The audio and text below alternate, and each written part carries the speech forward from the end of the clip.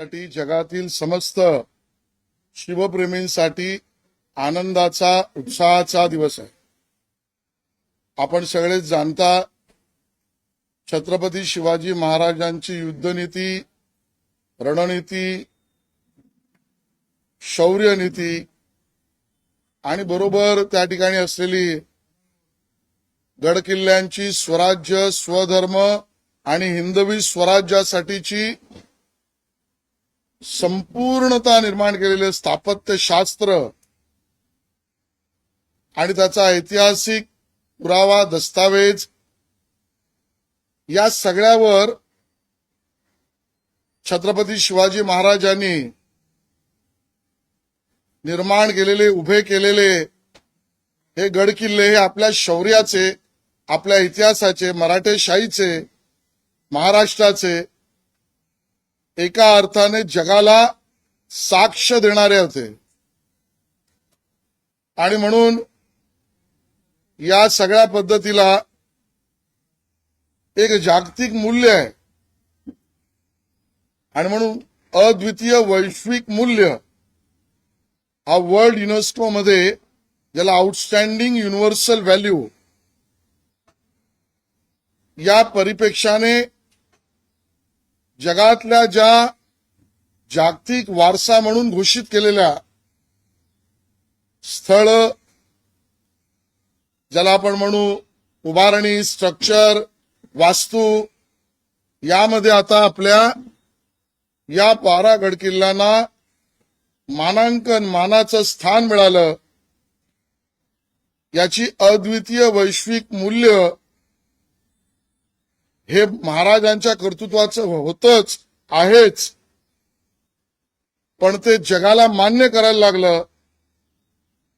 आणि म्हणून आता जागतिक वारशामध्ये आपल्या गडकिल्ल्यांचं, आपल्या छत्रपती शिवाजी महाराजांच्या वैश्विक कर्तृत्वाचं, स्थापत्यशास्त्राचं एक मानाचं स्थान हा समस्त महाराष्ट्रासाठी अभिमानाचा क्षण आणि सोहळा आहे।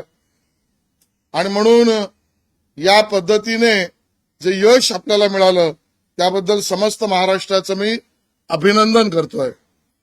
मला या ठिकाणी याचा उल्लेख करावा लागेल की हे यश आपल्याला टप्प्याटप्प्याने सुनियोजित पद्धतीने केलेलं आहे आणि ते मिळवलेलं आहे। आणि म्हणून मला असं वाटतं की या गोष्टी सुद्धा समोर आल्या पाहिजेत। ज्या वेळेला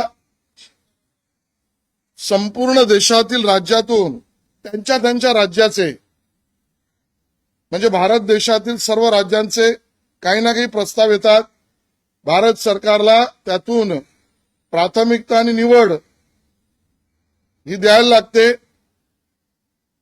ती प्राथमिकता, ती निवड, कारण एकच प्रस्ताव दरवर्षी शक्यता प्रत्येक राष्ट्राला पाठवायचा असतो आणि मग त्यावेळेला अन्यान्य प्रस्ताव असतीलही होते। या सगळ्यामध्ये आपल्या महाराष्ट्राचा प्रस्ताव हा त्यावेळेला प्राथमिक प्राधान्य देऊन केंद्र सरकारने, मोदीजीच्या सरकारने त्याला प्राधान्य दिलं। आपण ASIच्या माध्यमातून तो प्रस्ताव वर्ल्ड युनेस्कोच्या पॅरिसच्या कार्यालयात धाडला। म्हणून मी मोदी सरकारचं, केंद्र सरकारचं, सर्वच राज्यांचं सुद्धा धन्यवाद व्यक्त करतो। आपल्याला माहिती आहे की ज्यावेळेला प्रस्ताव जातो त्याबरोबर डोसियर द्यायला लागतं, लेख, प्रबंध, निबंध, ऐतिहासिक, स्थापत्यशास्त्रांचं त्याचं महत्व सांगणारं, ज्याला मी म्हटलं आउटस्टँडिंग युनिव्हर्सल व्हॅल्यू, याचे दस्तावेज, कागदपत्र, पुरावे, निबंध, प्रबंध, साक्षी, यामध्ये आपण एक व्यवस्था ASI आणि आपण मिळून सल्लागार, तज्ञ, अभ्यासक यांची उभी केली। आणि मग तो प्रस्ताव, ज्याला आपण म्हणू सबळ, हा त्या नियोजित पद्धतीने आपण वर्ल्ड युनेस्कोला ठेवला। त्यामध्ये ASI, आपला राज्य पुरातत्व विभाग आपले सल्लागार, आपले अधिकारी, इतिहास तज्ञ यांचंही मी मनापासून धन्यवाद व्यक्त करतो की त्यांनी अतिशय मोलाचं योगदान त्यामध्ये केलं. तो टप्पा पार केल्यानंतर आपल्याला याची कल्पना आहे की जी राष्ट्र वर्ल्ड युनेस्कोचे सदस्य आहेत ते अंतिम निर्णय घेतात, पण त्याआधी एक व्यवस्था युनेस्कोमध्ये आहे की त्या अंतिम निर्णयाला मान्यता देण्याआधी त्यांची एक सल्लागार समिती आहे आयकॉमॉस. या आयकॉमॉस या सल्लागार समिती हे आपलं त्या ठिकाणी मूल्यमापन, आलेले सगळे प्रस्ताव, आउटस्टँडिंग युनिव्हर्सल व्हॅल्यू जगभरातले आहेत ना नाहीत ना याबद्दल मार्गदर्शन या अंतिम निर्णय घेणाऱ्या देशांच्या समितीला करत असते. आणि मला आज इथे सांगायचंय की त्या आयकॉमॉसच्या स्तरावर ज्या वेळेला आपल्या सल्लागार आणि अन्य माध्यमातून हे लक्षात आलं की आयकॉमॉसमध्ये काही वेगळा विचार करणारी लोक आहेत, काही वेगळा विचार होऊ शकतो, तो धोका आपल्याला घ्यायचा नव्हता. आणि म्हणून पुन्हा एकदा दुसऱ्यांदा अतिशय आवश्यक आणि असलेल्या माहितींचा दस्तावेज आपण आयकॉमॉसला पुन्हा दिला. अधिकची माहिती, शास्त्रोक्त माहिती, ऐतिहासिक माहिती, स्थापत्य शास्त्राची माहिती, त्यातली मूल्य आणि त्यातलं काम महाराष्ट्र सरकारने अतिशय महत्वाचं केलं. त्या करणाऱ्या सगळ्या तज्ञांचं मी आज तिसऱ्या टप्प्यात धन्यवाद देतो. मग आपल्या लक्षात आलं की आयकॉमॉस या आंतरराष्ट्रीय संस्था आहे, मान्यता प्राप्त संस्था आहे. त्या संस्थेशी संवाद, संपर्क आणि आपली बाजू अतिशय जोर भक्कमपणे पुन्हा मांडावी आणि इथे तिथे धोका आपल्याला नको. म्हणून फेब्रुवारीच्या महिन्यामध्ये एक शिष्टमंडळ ज्याचं मीच नेतृत्व केलं आणि आमचे अधिकारी आणि सल्लागार आम्ही गेलो.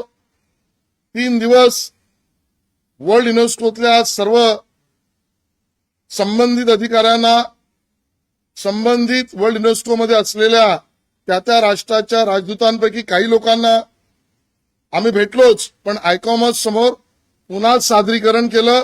त्यांना भेटलो, त्याच्यातली संवाद, संपर्क आणि आपली बाजू जोरकस आपण मांडली. कुठलाही धोका आपण घ्यायला तयार नाहीत, कारण छत्रपती शिवाजी महाराजांचं कार्यच इतकं मोठं आहे, वैश्विक मूल्याचं आहे. पण कार्यालयीन प्रक्रियेमध्ये त्यात काही अडचण नको याची सुद्धा काळजी आपण घेतली.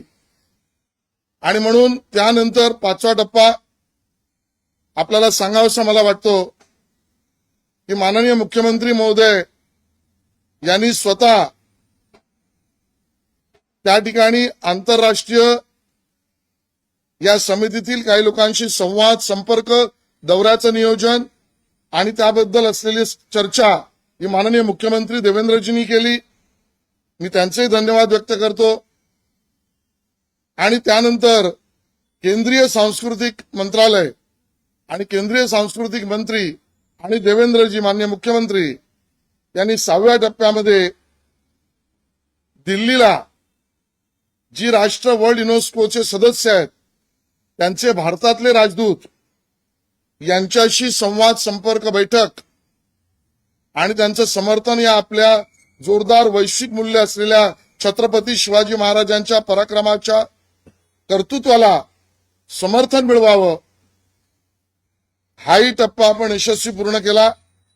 आणि मग काल त्या ठिकाणी आपले जे राजदूत वर्ल्ड युनेस्कोमध्ये आहेत श्री विशाल शर्माजी यांनी कालच्या बैठकीआधी 2 दिवस याचं योग्य नियोजन आपल्या अधिकाऱ्यांबरोबर मदतीतून केलं. ASIच्या अधिकाऱ्यांनी त्यात मदत केली. आणि मग काल तो सुदिन आला की प्रत्यक्ष प्रस्ताव त्या ठिकाणी आल्यावर आपल्या या ऐतिहासिक पराक्रमाच्या, छत्रपती शिवाजी महाराजांच्या पराक्रमाच्या या गडकिल्ल्यांना मानांकन जागतिक वारसा म्हणून मिळाला. आणि म्हणून या सगळ्या टप्प्यामध्ये काम करणाऱ्यांचे धन्यवाद. आणि समस्त महाराष्ट्र आणि शिवप्रेमी जगातील आपल्याबरोबर उभे राहिले त्यांची कृतज्ञता या ठिकाणी मी व्यक्त करतो. या ठिकाणी आपल्याला मराठी संस्कृती आणि भारतीय संस्कृती या निमित्ताने बोलतोय. संस्कृतीकडे याच युनेस्को पासून देण्यात आलेला सन्मान आहे ते राखण्यासाठी गडकिल्ल्यांचं जे संवर्धन आहे ते त्याच पद्धतीने राखणं गेलं तेवढंच गरजेचं आहे. नाही तर युनेस्को आपल्याकडून ते काढून देखील घेऊ शकतो. या अनुषंगाने कशा प्रकारे ज्या वेळेला आपण वर्ल्ड युनेस्कोकडे जातो त्यावेळेला संपूर्ण प्रस्ताव घेऊन जावा लागतो. आपण जे म्हणालात ते खरं आहे. जागतिक वारसाची जी काही मापदंड आहे त्या मापदंडातच आपल्याला या वैश्विक मूल्याला जतन, संवर्धन आणि सुशोभीकरण हे करायचं असतं. ते आपण करतो. तो प्रस्तावही आहे. आणि त्यामुळे महाराष्ट्र सरकार जिंजीच्या किल्ल्याचंही अगदी तामिळनाडूमधील त्या किल्ल्याच्या बाबतीत सुद्धा स्वतः निधी खर्च करेल. योजना तर आपण बनवली आहे ती त्या ठिकाणी युनेस्को समोर, आयकॉमॉस समोर मांडलीच आहे. आणि त्या मानांकनाला लागणाऱ्या सगळ्या गोष्टी महाराष्ट्र सरकार करेल, अभिमानाने करेल, ताठमानेने करेल. मराठी माणसाचं, महाराष्ट्राचं, भारताचं नाक छत्रपती शिवाजी महाराज त्यांचं कर्तृत्व त्याच पद्धतीने जपवणूक करेल याची शाश्वती या माध्यमातून मी आपल्याला देऊ इच्छितो.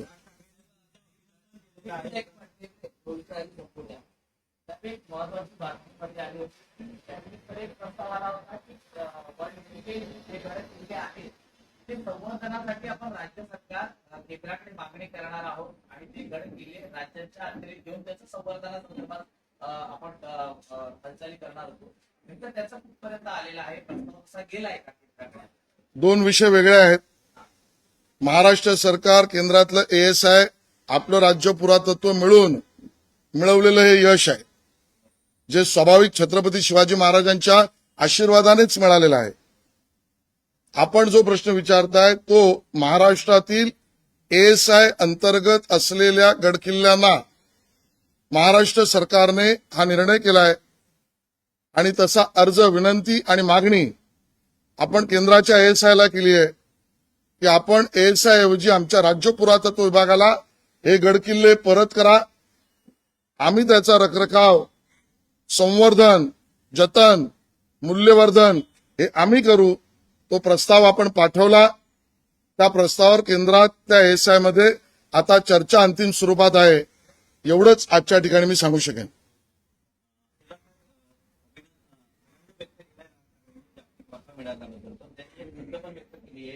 सर्वप्रथम या सर्व गड किल्ल्यांवरची जी काही अनधिकृत बांधकाम आहे ती तात्काळ काढून द्या. खरंय, मी सन्मान्य राज ठाकरे यांचं मनापासून धन्यवाद व्यक्त करतो की त्यांनी या सरकारच्या प्रयत्नाला आणि स्वाभाविकता छत्रपती शिवाजी महाराजांच्या पराक्रमाच्या साक्ष देणाऱ्या या सगळ्या गडकिल्ल्यांच्या प्रयत्नांना समर्थन आणि बरोबर शुभेच्छा दिल्या आहेत. आपल्याला या ठिकाणी हे सांगावं लागेल की मी मंत्री झाल्यावर माननीय मुख्यमंत्र्यांच्या निर्देशानुसार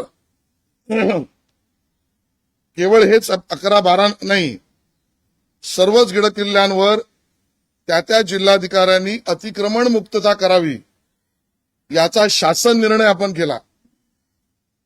मग त्याच्यावरची अनधिकृत बांधकामं शोधली पाहिजेत. ती विविध विभागात असू शकतात, जसं वन विभाग, पुरातत्व विभाग, महसूल विभाग. तर त्या फेऱ्यात ती अडकता कामा नयेत. म्हणून याचं नोंद करण्यासाठी जिल्हाधिकारी स्तरावर समिती करावी हा शासन निर्णय केला. त्या समितीला आपण कालमर्यादा दिली की तुम्ही याची नोंद पूर्ण करून जे अनधिकृत आहे, जे अयोग्य आहे, जे अवैध आहे ती यादी कालमर्यादेत शासन दरबारी जमा करावी. हा शासन निर्णय केला. आणि चौथा शासन निर्णय केला आपण की विविध कालमर्यादामध्ये ते निष्कासित करण्यात यावेत. आणि म्हणून गेल्या काही काळात आपण बघितलं असेल काही गडकिल्ल्यांवरची अवैध अनधिकृत बांधकामं निष्कासित सुरू झाली. काही अजून बाकी आहेत, काही अजून विविध विभागात आहेत, काही न्यायालयीन प्रक्रियेत आहेत. या सगळ्यांचे निष्कासन होईल ही मागणी शिवप्रेमी दुर्गप्रेमींची याच्या बाबतीत शासन निर्णय घेऊन आम्ही कामाला लागलेलो आहोत.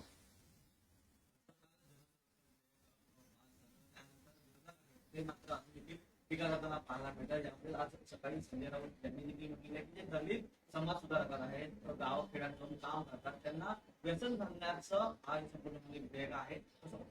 त्याचबरोबर विरोधी पक्षाच्या नेत्यांना सुद्धा यामध्ये आठवण्याचा प्रयत्न या माध्यमातून केला. खूप स्पष्टपणे माननीय देवेंद्रजींनी सभागृहामध्ये भूमिका मांडली, संपूर्ण महाराष्ट्रासमोर मांडली. त्यात देवेंद्रजींनी खूप स्पष्ट केलं माननीय मुख्यमंत्र्यांनी, आणि खरं तर हेतू उद्देश या कायद्याचे जे आहेत त्यातही त्याची स्पष्टता आहे. हा कोणावर जाच अडचण मुद्दामून मुसक्या मारणे यासाठीचा कायदाच नाही. हा कुठल्या पक्षाला डोळ्यासमोर ठेवून संघटनेला डोळ्यासमोर ठेवून त्याच्यावर हल्ला करणं त्याला प्रतिबंध करणं यासाठीचा कायदाच नाही. हा कुठल्या विचारधारेला मर्यादा घालाव्यात यासाठीचा कायदाच नाही. ही भीती पसरवण्याचं काम विरोधी पक्ष त्यांच्या सुनियोजित रणनीतीप्रमाणे करतायत, आणि ती सुनियोजित रणनीती म्हणजे फेक नरेटिव्ह. फेक नरेटिव्ह हाच या सगळ्या मंडळींचा विरोधी पक्षाचा अजेंडा आहे. आणि मग इंग्रजांची कार्यपद्धती फोडा आणि राज्य करा ही आपल्याला माहिती आहे. आताच्या फेक नरेटिव्ह पसरवणाऱ्या विरोधी पक्षातल्या आणि अन्य लोकांची कार्यपद्धती भीती पसरवा आणि मते मिळवा या पद्धतीचाच आहे. कायदा सुस्पष्ट आहे, विधानसभेच्या पटलावरची चर्चा स्पष्ट आहे. हे बघितलं आणि वाचलं तर कळेल. माझ्या सरकारच्या तर मनात आता भीती येते. खरं तर सामान्य माणसाला याची अडचण नाही.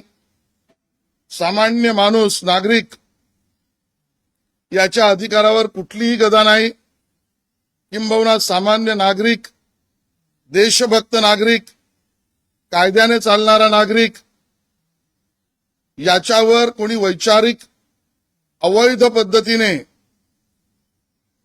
त्या ठिकाणी प्रचार प्रसार आणि त्याच्या अधिकारावर हल्ला करण्याचं काम करेल त्यांच्या चिंतेचा विषय नागरिकांच्या नाही. आणि मग आजपर्यंतची मार्गक्रमणा बघितल्यावर उभाटा सेनेला आणि संजय राऊत यांच्या पोटात दुखत असेल आणि ते तळी उचलत असतील तर कदाचित ज्या संघटना शर्जील उस्मानी आणि दुसरे त्यांचे जे तुकडे तुकडे गँगचे मित्रमंडळ आहेत यांच्या चिंतेपोटी तरी बोलत नाहीत ना. उमर खालिद, शर्जील उस्मानी यांच्या चिंतेपोटी किंवा तशा संघटनांच्या चिंतापोटी बोलतायत का, हा मनात आमचा प्रश्न आहे. आणि म्हणून महाराष्ट्रातील जनतेला सुखाने, समाधानाने, आनंदाने संविधानाअंतर्गत टिकणारा आणि कुठल्याही पद्धतीची अशांतता पसरवू पाहणाऱ्या सिद्ध असलेल्या संघटनातील दोषींना चिंता करावी असा कायदा आहे. त्यांनी काल सांगितलं की 64 अशा एकूण संघटना आहेत. तर उद्धव ठाकरे म्हणतात की या 64 संघटनांची जी नाव आहे ती जाहीर. विधान परिषदेत ते का बोलले नाही? आहेत ना विधान परिषदेत सदस्य. आपण माजी मुख्यमंत्री आहात, आपण प्रश्न जरूर विचारा. पण आपल्याला वैधानिक मिळेला पहिला प्लॅटफॉर्म हा कायदा ज्यावेळेला विधान परिषदेत चर्चेला होता त्यावेळेला तुम्ही का बोलला नाही त्याचं पहिलं उत्तर द्या, मग यादी मागा. ईडीचं पत्र आहे ते दाखल करण्यात आलेलं आहे ईडीकडून, ज्या की साखर कारखान्याच्या संदर्भात आहे. कसं बघताय, एकीकडे चौकशी झाली त्यानंतर अनेक दिवसांनी आरोप करतात, आरोप देखील होत आहेत की हे ठराव वेळ घेऊन नंतर करण्यात आले. मला वाटतं कायदेशीर प्रक्रिया आहे, मी त्याच्यावर भाष्य करणं संयुक्तिक होणार नाही. ईओडब्ल्यूने एक भूमिका काही कारखान्यांबद्दल घेतली. आरोप पत्रामध्ये काही अन्य कारखान्यांचा उल्लेख आहे. ज्यामध्ये सन्माननीय सदस्यांच्या बद्दल उल्लेख असल्याची मी वर्तमानपत्रात बातमी वाचली आहे. ईडीने पीओडब्ल्यूच्या रिपोर्टला न्यायालयात त्या ठिकाणी आवाहन केलेलं आहे. प्रकरण न्यायालयासमोर आहे आणि त्यामुळे न्यायिक प्रक्रियेवर भाष्य करण्यापेक्षा न्यायालयात काय होतं हे बघितलं पाहिजे.